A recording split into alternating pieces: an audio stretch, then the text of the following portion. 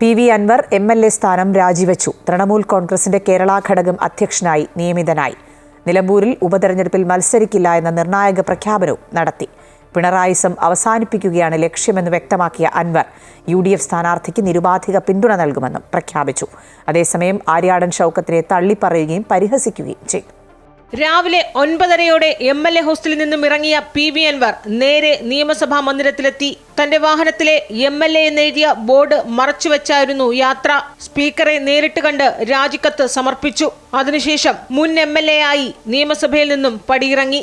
തുടർന്ന് നേരത്തെ അറിയിച്ചിരുന്നത് പ്രകാരം വാർത്താ സമ്മേളനത്തിനെത്തി. തൃണമൂൽ കോൺഗ്രസിൽ അംഗത്വമെടുക്കാൻ MLA സ്ഥാനം തടസ്സമായതിനാൽ രാജി സമർപ്പിച്ചതായി മാധ്യമങ്ങളെ അറിയിച്ചു. എന്നാൽ നിലമ്പൂരിൽ ഉപതെരഞ്ഞെടുപ്പുണ്ടാകുമ്പോൾ താൻ മത്സരിക്കില്ല എന്ന നിർണായക പ്രഖ്യാപനവുമുണ്ടായി. പിണറായിസം അവസാനിപ്പിക്കുക എന്ന തന്റെ ലക്ഷ്യം നിറവേറ്റാൻ UDF സ്ഥാനാർത്ഥിക്ക് നിരുപാധിക പിന്തുണ നൽകുമെന്നും വിശദീകരണം. നിലമ്പൂരിൽ മത്സരിക്കുമോ? ഞാൻ മത്സരിക്കുന്നില്ല.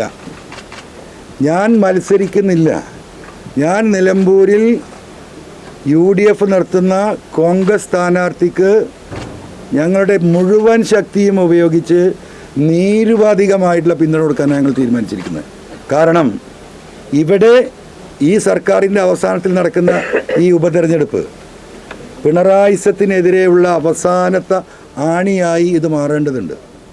എന്നാൽ തന്റെ സിറ്റിംഗ് മണ്ഡലം ഒഴിയുമ്പോൾ മലയോര മേഖലയിൽ ക്രൈസ്തവരുടെ പ്രാതിനിധ്യം കണക്കിലെടുത്ത മലപ്പുറം DCC പ്രസിഡന്റ് VS ജോയിയെ സ്ഥാനാർത്ഥിയാക്കണമെന്ന നിർദ്ദേശവും മുന്നോട്ട് വെച്ചു. അതിലുപരി നിലമ്പൂരിലെ കോൺഗ്രസ് നേതാവും തന്റെ എതിർ സ്ഥാനാർത്ഥിയുമായിരുന്ന ആര്യാടൻ ഷൗക്കത്തിനെ തള്ളിപ്പറയുകയും പരിഹസിക്കുകയും ചെയ്തു.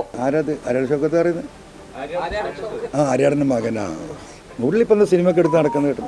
എനിക്ക് പുള്ളിയെ ഒരു സാംസ്കാരിക സിനിമാ നായകനൊക്കെ ആയിട്ട് എനിക്ക് പരിചയമുള്ളൂ. TMCയുമായി ആലോചിച്ച ശേഷം UDF പ്രവേശനത്തിനായി ഔദ്യോഗികമായി കത്ത് നൽകുമെന്നും PV അൻവർ അറിയിച്ചു.